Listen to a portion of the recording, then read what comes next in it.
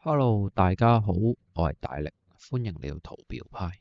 今日係2026年4月27號星期日，我哋嚟到日分析嘅環節，一齊嚟回顧下大市。我哋去個免責聲明先。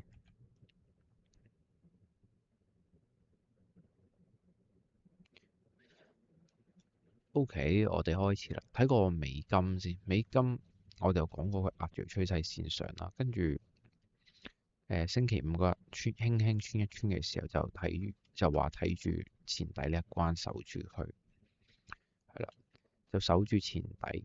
如果守唔住咧，就落去。咁佢就守住咗啦。今日一高開，已經係高開低收，係啦。咁就落翻嚟，咁就當佢打咗前面嘅 liquidity 啦，或者佢已經上咗去，已經回調完成。咁嘅時候，佢就打流動性啦，當佢咁樣落翻嚟嘅時候咧，就 keep 住睇跌，即係呢個情況我就會睇跌㗎啦，係啦。呢度做一個假突破，咁佢就有條件係不斷向下走嘅，係啦。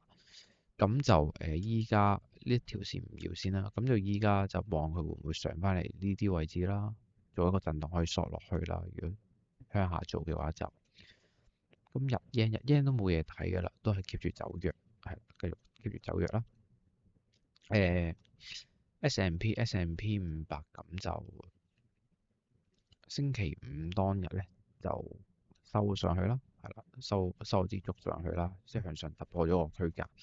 咁就今日開咗市，咁就喺個區間上方震盪。咁就如果大家係做突破交易或者想追貨都可以守翻呢啲針底啦，睇會唔會可以 retest 係啦，retest 延續上去係啦。即係 S&P 依家保守就係短線都係向上睇線嘅，係啦。咁佢希望就守翻住呢個橫行嘅頂部，係啦，橫行嘅頂部。呢個係期貨啦，呢個係S&P 指數啦。咁佢守翻住個頂部，應該會有好多交易者回調買上啦，呢啲位置係啦。咁如果再突破咧，咁你就可以可能入市啦。咁止蝕守翻揾啲低點嘅時候，可能就做啲咁嘅交易。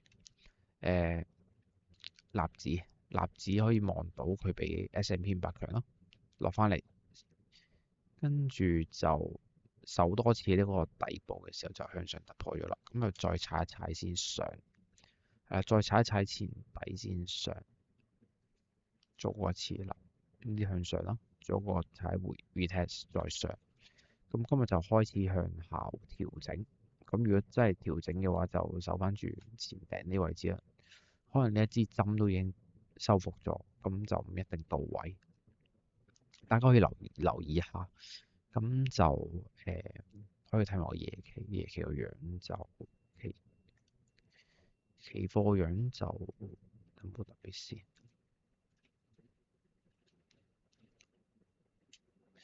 呢一關支撐啦，就望翻期貨就27,000，係27,000。咁就而家輕輕跌穿最近嘅底部，睇會唔會守得住呢一關先？守唔住就向下睇一睇，係短線回調。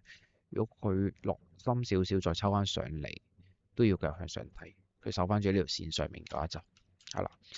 咁樣就恒指都睇下先啦。今日就下跌，OK。咁就佢守，咁就當初講過啦。壓住趨勢線落，壓住趨勢線落，跟住咧調整完，跟住有個假突破回測啦，破咗趨勢線，破咗最近嘅趨勢線，跟住就而家就係守住前第一關頂住咗啦，係啦。咁佢而家就頂住咗，做一個調整。咁就要睇佢往後嘅發展啦。佢今日就佢依家係做一個收窄，當佢做一個收窄三角形先啦。如果佢向上開可以試下向上做，呢度可以當佢一個調整完成，跟住延續向上，係啦，可以試下咁做。咁最好就企翻喺呢條線嘅上方，係啦，佢突破翻上嚟咧，可以嘗試咁樣向上做，指接守喺呢個底部，類似係咁樣嘅。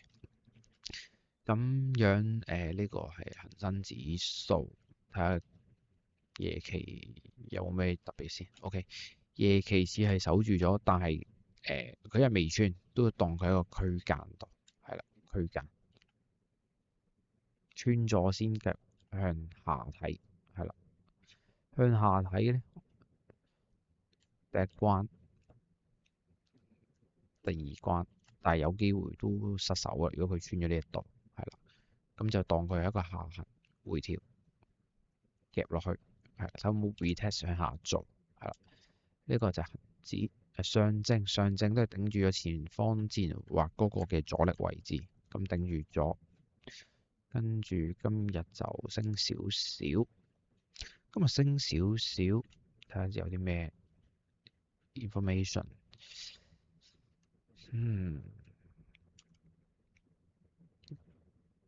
睇翻細少少啦，破趨勢線一底低於一底，跟住呢度就無法創新低，做一個收窄調整，係啦，收窄調整咧，咁就大家留意呢一關。而家最近呢一個阻力就係今個 day high 係4092，今個 day high 4092，咁就大家留意翻呢個 day high 啦，4092點幾呢個係啦。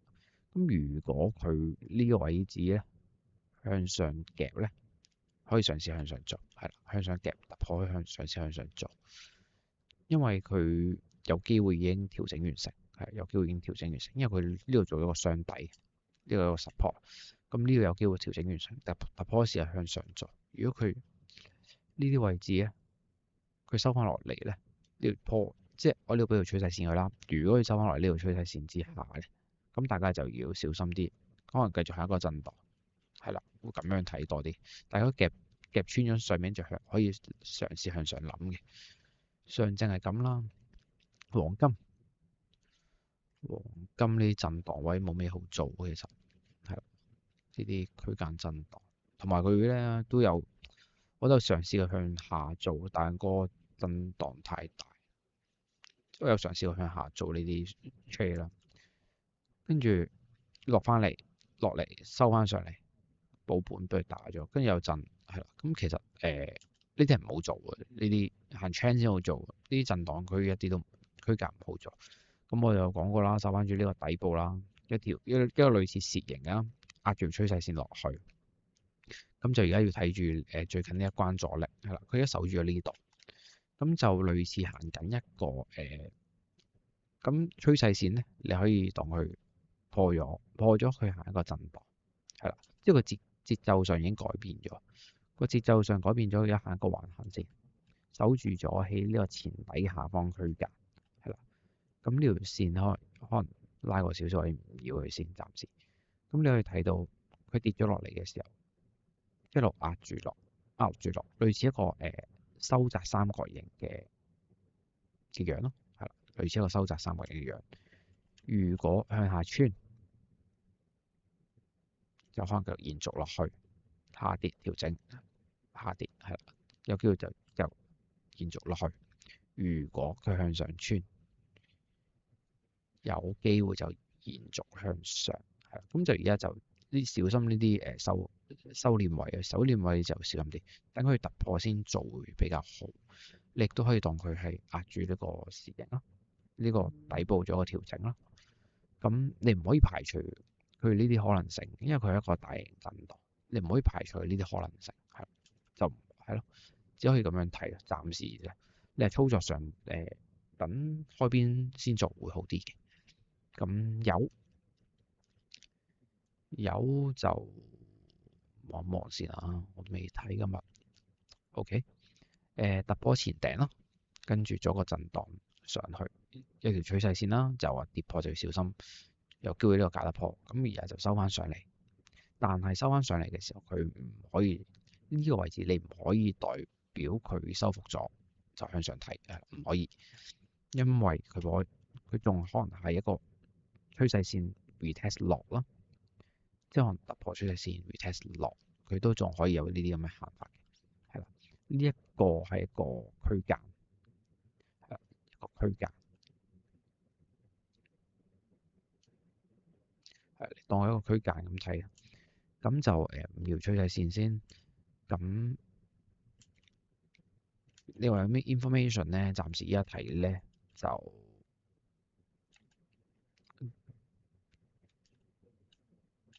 好明顯一個震盪，係啦，突破完上企穩呢一度前頂做一個中軸，前頂位做一個中軸就有機會延續，係啦。如果佢哋呢個前頂到中軸咧，有機會延續。咁如果咧，即係呢個形狀嘅機率就向上比較多，係呢個機率咧。如果以機率嚟講咧，呢個機率向上咧就會比較多。但如果佢穿咗落嚟呢度咧，穿咗呢個支撐位咧，就向下睇，係啦，就咁。但普遍呢啲位置我偏向睇上多，即係暫時個樣我偏向睇上多，因為你條趨勢線係可以修正嘅，趨勢線唔一定係100%準，可以修正嘅。只不過佢呢個慣性改變咗，慣性改變嘅時候佢做一個震盪，係啦。佢而家改變咗個慣性嘅時候咧，佢做一個震盪，即係佢揾市場嘅平衡點。當個市場失衡嘅時候咧，咁佢就可能延續，但係睇佢爆邊邊，係啦。咁就留意呢啲位置咯。跟住就細少少，係咯，冇咩嘢好睇，因為佢都係收窄咗一個震盪，有機會就壓住上咯，睇佢會唔會 OK，壓到上嚟，繼續踩住呢啲區間咯，繼續壓住上咯，係啦，因為佢呢度係壓住上去嘛，睇個慣性會唔會咁樣有一個兩個咁壓住上，係啦。跟住比特幣，比特幣都係壓住趨勢線啦，壓住趨勢線延續，咁動能上又唔係好大嘅，咁樣呢個係一個支撐位啦，重要支撐位啦，守一次、兩次、三次咧，當佢係啦。咁呢度都冇啲咁明顯嘅支撐，我之前一直都話守住呢一關73,478係呢一關。成交量嚟睇，有成交量突破上去呢一度，跟住收窄，咁就冇乜特別明顯啦。咁就留意翻條趨勢線，用嗰條 support 去睇住，係啦，take profit 啊嗰啲都好，都係攞條趨勢線。咁我就睇翻都係講過，照舊睇法，前底呢啲阻力位置，到咗就要小心，可能有沽壓，只可以咁樣講，係啦。以太幣就冇動力。肉酸啊，只有咁講，壓住呢個阻力位置，咁樣就睇下去到呢度有沽壓，有沽壓，有沽壓，有沽壓，咁樣以太幣類似一個收斂三角形啦呢啲，但係佢下跌動能係大嘅，我想講下跌動能係大嘅。你話呢啲位置咧，留意啦，呢啲位置。呢個位置係震盪失衡，跟住沽壓落嚟，震盪失衡，沽壓落嚟，咁咧都冇。其實你冇得咁樣分析，我覺得睇翻比特幣走勢，比特幣上嚟，以太幣冇得唔上。其實我只係咁樣講，只不過呢度個有啲沽壓喺度，即係大家嘅即係交易者嗰個都係觀望為主，佢唔會好少喺度出手，係啦。即係就算係可能啲人想沽壓，即係喺度拋，覺得佢高落去向呢度拋，咁要留意翻比特幣多啲，因為個動能上都係不足，我就見到就咁啊，小心呢啲啊。如果佢真係反轉突破前頂，企穩喺上方，可以向上睇，因為呢個沽壓已經消化晒，向上突破咗可以消化晒沽壓，咁可以向上睇。咁但係就要小心留意翻呢啲位置跌穿啦，係啦，只係咁樣講啦。因為佢成個大震盪嚟嘅。好，今日係咁多先，多謝大家。如果大家鍾意，可以俾個 like 同埋 subscribe。有咩下面留言啦，再見。